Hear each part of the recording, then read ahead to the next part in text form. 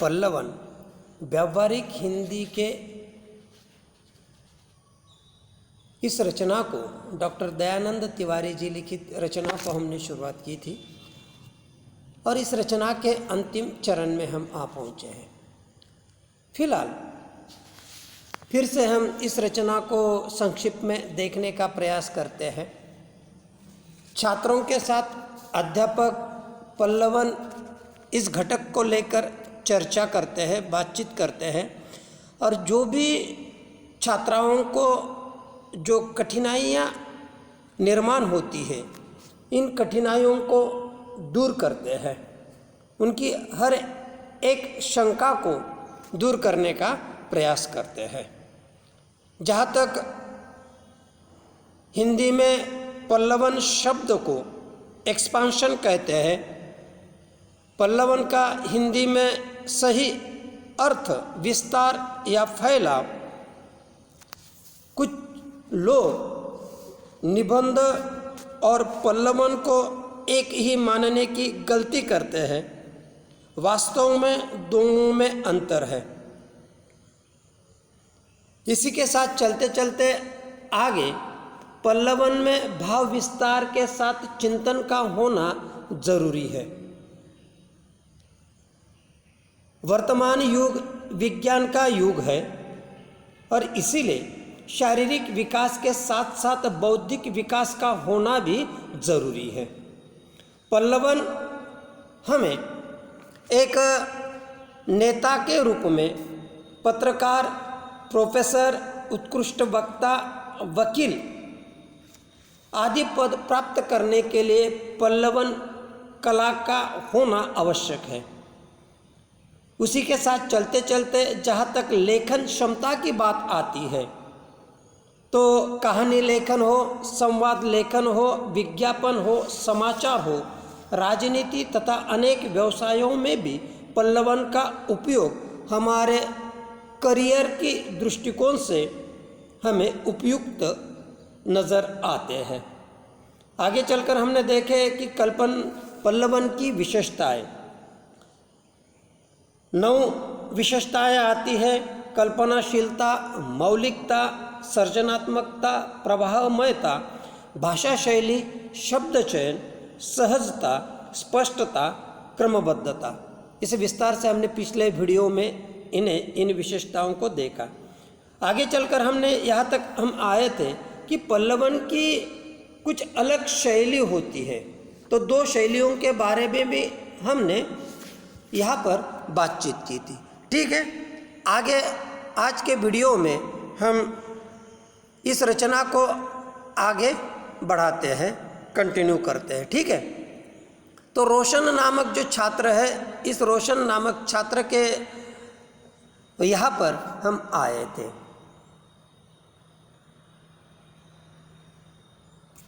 रोशन कहता है, सर क्या पल्लवन की प्रक्रिया भी अलग होती है? इस संदर्भ में संक्षिप्त में जानकारी दीजिए। वैसे पल्लवन की जानकारी लेते लेते उसकी प्रक्रिया पर भी हमारी चर्चा हुई है। फिर से थोड़ा स्पष्ट करता हूँ। जहाँ तक प्रक्रिया की बात आती है, 6 अंक के लिए इस रचना के ऊपर इस तरह से प्रश्न पूछा जा सकता है कि पल्लवन की प्रक्रिया पर प्रकाश डालिए। तो पहली प्रक्रिया, विषय को भली भांति पढ़ना, समझना, ध्यान केंद्रित करना, अर्थ स्पष्ट होने पर पुनः सोचना। दूसरी प्रक्रिया की बात जहाँ तक आती है, विषय की संक्षिप्त रूपरेखा बनाना, उसके पक्ष विपक्ष में सोचना, फिर विपक्षी तर्कों को काटने हेतु तर्कसंगत विचार करना, उसके बाद तर्कसंगत तथा सम्मत यानी उचित विचारों को संयोजित करना तथा असंगत विचारों को हटाकर अनुच्छेद तैयार करना। तीसरी, शब्द पर ध्यान देकर शब्द सीमा के अनुसार पल्लवन करना और अंत में लिखित रूप को पुनः ध्यान देकर पढ़ना। और एक बात, विद्यार्थियों पल्लवित किए जा रहे कथन को परोक्ष कथन और भूतकालिक क्रिया के माध्यम से अन्य पुरुष में कहना चाहिए। उत्तम तथा मध्यम पुरुष का प्रयोग पल्लवन में नहीं होना चाहिए। तो जहाँ तक प्रक्रिया की बात आती है पल्लवन की,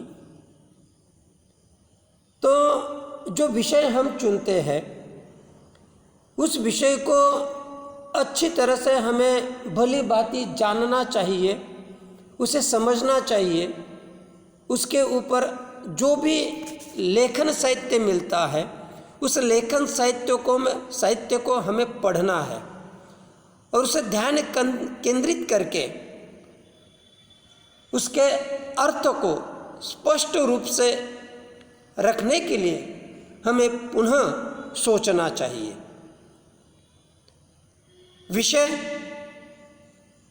जो भी होगा तो उसे संक्षिप्त में उसकी रूपरेखा हमें बनानी चाहिए। जो विचार हमें रखना है उस विचार को लेकर पक्ष विपक्ष के बारे में हमें सोचकर ही अपने लेखन के माध्यम से उन विचारों को लिखना है। विपक्षी तर्कों को काटने हेतु उस प्रकार के तर्क संगत यानी उचित विचार रखना जरूरी है। जैसे कि हम वाद विवाद करते हैं दो पक्षों को एक विषय को लेकर और दोनों ही अपनी बात को वहाँ पर रखते हैं, सही रूप में रखने का प्रयास करते हैं, लेकिन उन विचारों को तर्क संगत विचारों को लेकर वहाँ पर अपनी बात रखना जैसे ज़रूरी होता है, वैसे ही पल्लवन लेखन कला में भी उन्हीं प्रकार के विपक्षी तर्कों को यानी विचारों को काटकर तर्क संगत विचार रखना जरूरी है।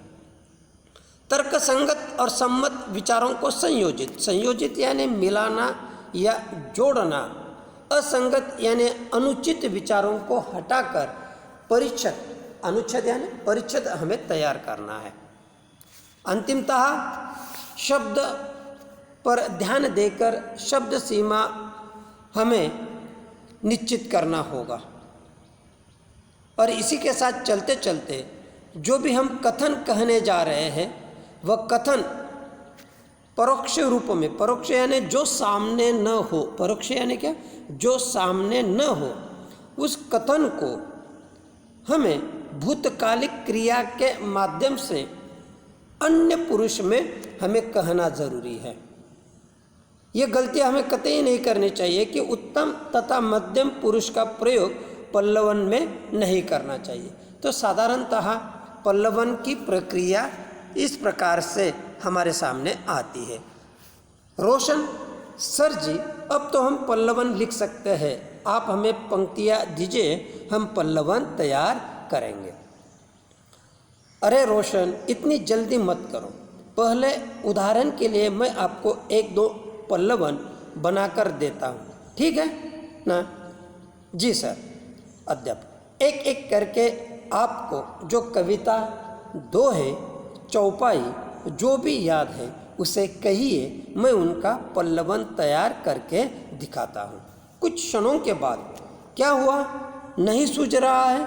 चलिए पहला उदाहरण मैं आपको बताता हूँ। जैसे निम्न पंक्ति का पल्लवन करते हैं, नर हो न निराश करो मन को, नर हो न निराश करो मन को।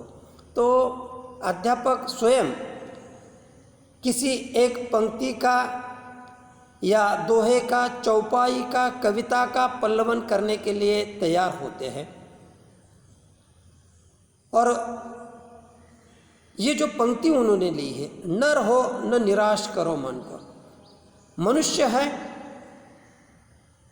और इसीलिए इस संसार का सबसे बुद्धिमान प्राणी मनुष्य को माना जाता है और जीवन में कई प्रकार की हमें संघर्ष करने पड़ते हैं और इस संघर्षमय पथ पर चलते समय स्वाभाविक कभी उदासी छा जाती है, कभी निराशा आ जाती है, कभी घुटन महसूस करते हैं। और इसीलिए इस पंक्ति के द्वारा हमें ये संदेश देने का प्रयास किया है कि मनुष्य प्राणी है और इस संसार का सबसे गुणवान और बुद्धिमानी प्राणी होने के नाते हमें सारासार विचार हम कर सकते हैं। और इसीलिए जीवन में ऐसे भी प्रसंग यदि आते हैं तो हमें निराश नहीं होना चाहिए, क्योंकि मन के हार है और मन की जीत है। और इसीलिए जीवन में कभी भी हमें निराश नहीं होना चाहिए। तो साधारणतः पल्लवन इस प्रकार से इस रचना का या इस पंक्ति का किया हुआ है। एक उदाहरण के तौर पर ये सार्वभौमिक सत्य है कि मनुष्य संसार का सबसे अधिक गुणवान और बुद्धि संपन्न प्राणी है। वह अपनी अद्भुत बुद्धि एवं अपने कौशल के बल पर इस संसार में महान से महान कार्य कर अपने साहस और सामर्थ्य का परिचय दे चुका है। शांति, सद्भाव और समानता की स्थापना के लिए वह प्रयासरत रहा। इन सब के पीछे उसका आंतरिक मानसिक बल ही था। चूंकि मनुष्य विधाता की सर्वोत्कृष्ट एवं सर्वाधिक गुण संपन्न कृति है, अंततः उसे अपने जीवन में कभी निराश नहीं होना चाहिए। ये तो मनुष्य का जीवन है कि जहाँ उसके जीवन में सुख है वहाँ दुख भी है, लाभ है तो हानि भी है, सफलताएं है तो असफलताएं भी है। यदि उसका मन अपराजित हो जाएगा, थक जाएगा, तो इस धरा को स्वर्ग सा कैसे बना पाएगा। उसके मन की इसी संकल्प विकल्पमयी साहसिक शक्ति को उसका मनोबल कहा जाता है, जो उसे हर समय श्रेष्ठ बनने हेतु कर्म के लिए प्रेरित करता है। तो साधारणतः इस न निराश करो मन को इस पंक्ति का लेखक या अध्यापक जी ने स्वयं यहाँ पर चंद शब्दों में पल्लवन किया हुआ नजर आता है। आगे चलकर गीत नामक छात्रा फिर से कहता है, जी सर, अब हमें समझ में आ गया है। सर, मैं एक सूक्ति जानता हूँ, क्या आप उसका पल्लवन करके दिखाएंगे? सूक्ति का अर्थ मैंने कहा था इससे पहले, सूक्ति यानी क्या? सुंदर वाक्य। तो गीत नामक छात्र कहते हैं, विवेक आपदाओं का अविवेक आपदाओं का घर है। अविवेक आपदाओं का घर है। अविवेक यानी क्या? अज्ञान, अविचारी या अज्ञान। आपदा यानी क्या? संकट। यानी अविवेकी जो मनुष्य हो, यदि मनुष्य के मन में यदि विचार आते हैं तो वह मुसीबतों का घर होता है या निर्माण किया वो स्वयं वह करता है। तो अध्यापक कहते हैं पल्लव, विवेक, बुद्धि और ज्ञान मानव की बौद्धिक संपदा है। मानव जब कोई निर्णय लेता है तो उसे असदकारणी बुद्धि की आवश्यकता होती है। विचार शून्य किए गए कार्य कष्टदायक होते हैं। मानव की सफलता के पीछे उसका विवेक कार्य होता है। हमें सोच विचार कर ही कार्य करना चाहिए। बिना विचारे किया गया कार्य पश्चाताप का कारण बनता है। इसलिए हमें जो भी कहना है उसका मनन करें, चिंतन करें।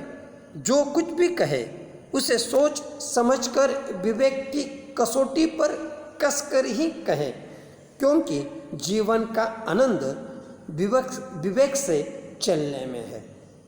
अविवेकी मूर्खतापूर्ण कार्य करता हुआ अपने जीवन को स्वयं आपत्तियों से भर लेता है। तो इस तरह से विवेक आपदाओं का घर, इस सूक्ति यानी सुंदर वाक्य का पल्लवन यहाँ पर अध्यापक जी करते हैं। स्वाभाविक है, विवेक यानी सारासार विचार करना है। विवेक यानी क्या? सारासार। विवेक मनुष्य के ये भौतिक संपदा है। विवेक, बुद्धि और ज्ञान, संपदा यानी संपत्ति है। और जो भी हमें निर्णय यदि लेना है, वह निर्णय सद असाधकारणीय बुद्धि की आवश्यकता होती है। और बिना विचार किए गए निर्णय हमें कष्टदायक होते हैं, संकट में डालने वाले होते हैं।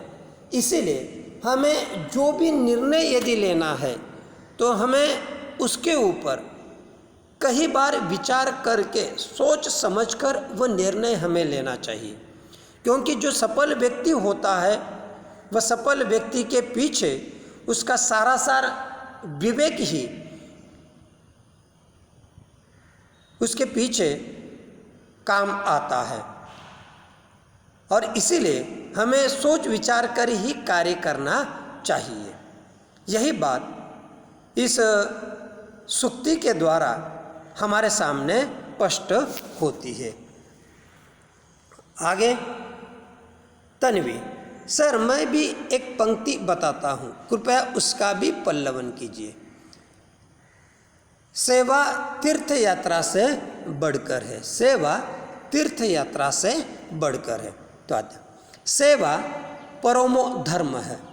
इस भावना को कौन नहीं स्वीकारता, किंतु जब इस भाव की अवहेलना की जाती है तब समाज में स्वार्थ और तनाव की स्थिति उत्पन्न हो जाती है।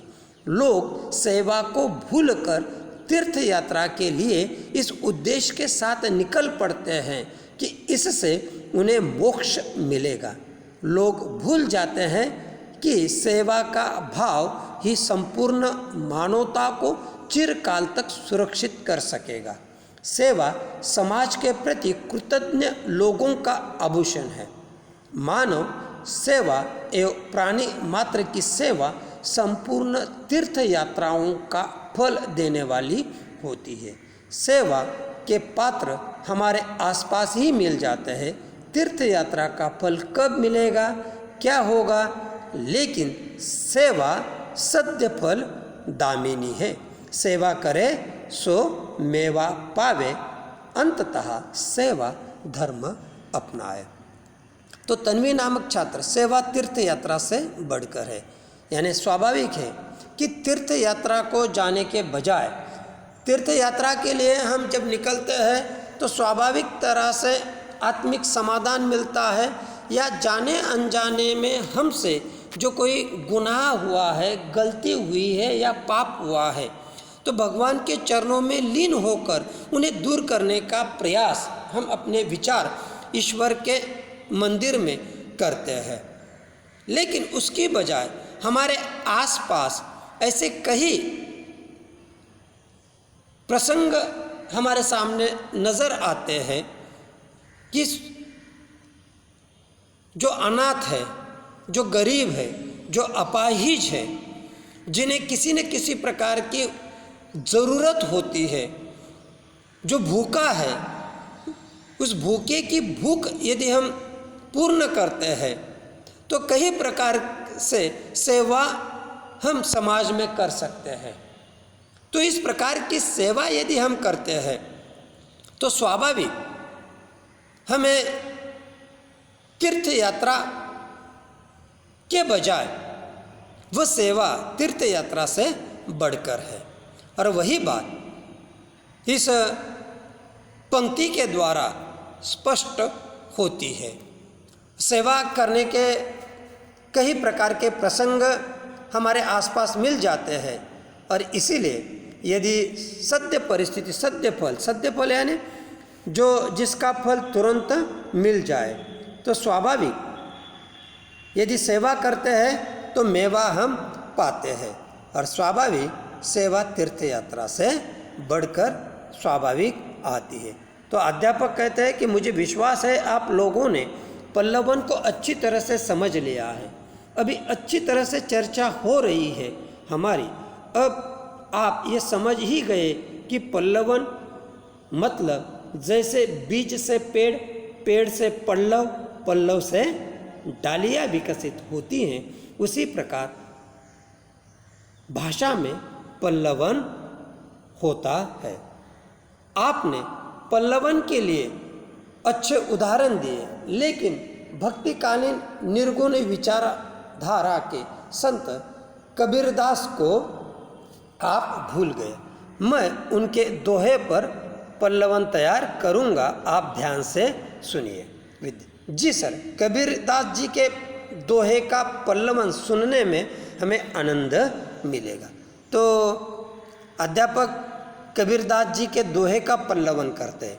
पल्लवन के लिए जो दोहा लिया है, जो तो को कांटा बोए ताही बोए तू फूल, जो तो को कांटा बोए ताही बोए तू फूल, यानी जो हमारे मार्ग में संकाटे यानी संकट निर्माण करने का प्रयास करते हैं, तो कबीरदास इस दोहे के माध्यम से हमें कहते हैं कि हमें सारासार विचार करके ऐसे व्यक्ति के जीवन में या मार्ग में हमें फूल से तात्पर्य यहाँ पर अच्छाइयाँ निर्माण करनी चाहिए।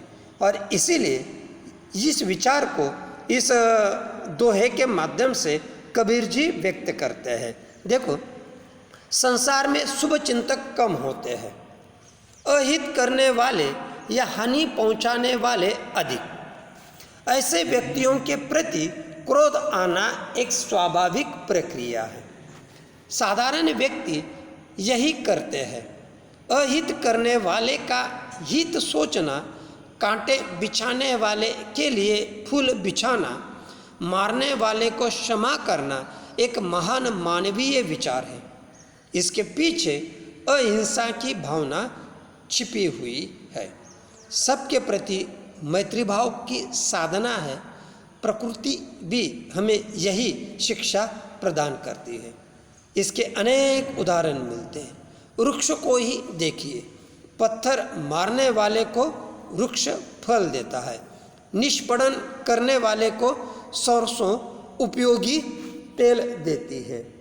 निष्पीड़न यानी निचोड़ना, तो तेल देती है। पत्थर पर घिसा जाने वाला चंदन सुगंध और शीतलता देता है। शत्रु को मित्र बनाने, विरोधियों का हृदय परिवर्तन करके उन्हें अनुकूल बनाने का यही सर्वोत्तम और स्थायी उपचार है कि हम उत्पीड़क को क्षमा करें। जो हमारा अपकार करता है, हम उसका भला करें। उसके मार्ग को निष्कटंक बनाइए, उसमें फूल बिछा दे। फूल बिछाने वाला सदैव लाभ में रहता है। कांटा बिछाने वाला स्वयं भी उसमें उलझकर घायल हो सकता है। महान पुरुषों का भी यही मत है। अंततः हम अपकारी के साथ उपकार करें। तो कबीरदास जी के इस दोहे के माध्यम से संसार में कई ऐसे लोग हैं जो शुभ चिंतक यानी हमारा भला हो, इस प्रकार की भावना उनकी कम होती है। ज़्यादा से ज़्यादा मुसीबत में डालने वाले, अहित पहुंचाने वाले व्यक्ति ही होते हैं। और ऐसे व्यक्तियों के प्रति हमारे मन में स्वाभाविक क्रोध उत्पन्न होता है। तो इस दोहे के माध्यम से कबीरदास कहते हैं, उन्होंने उदाहरण दिए हैं अध्यापक जी के द्वारा कि वृक्ष को यदि हम पत्थर भी मारते हैं तो हमें फल देता है, छाया देता है, गर्मी से बचाता है या फूल भी देता है। सरसों जो तेल देती है वनस्पति, उसे भी निचोड़कर हम तेल देती है। फिर भी दातृत्व की भावना या देने की भावना हमें उसमें नज़र आती है। चंदन का उदाहरण दिया है उसी प्रकार से। और इसीलिए हमें अपने जीवन में जो भी अपकारी जो होते हैं ऐसे लोग, उनके प्रति हमें उपकार ही करना चाहिए। तो साधारणतः इस पल्लवन की इस रचना को लेकर जहाँ तक बात आती है वह बात सामने आती है।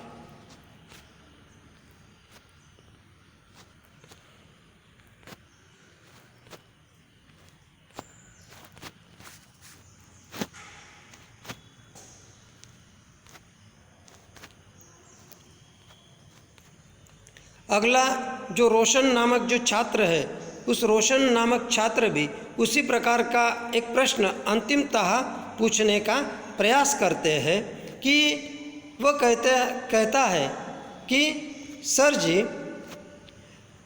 पल्लवन तो बड़ा रोचक नज़र आता है।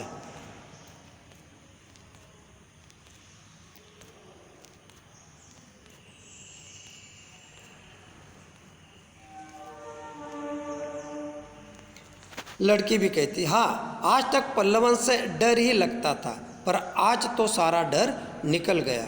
अब हम अच्छी तरह से पल्लवन कर सकते हैं। गीत नामक, जी सर, आपका बहुत बहुत धन्यवाद। फिर से पल्लवन का सविस्तर पुनरावर्तन कराकर विषय से संबंधित सारी आशंकाओं को आपने दूर किया।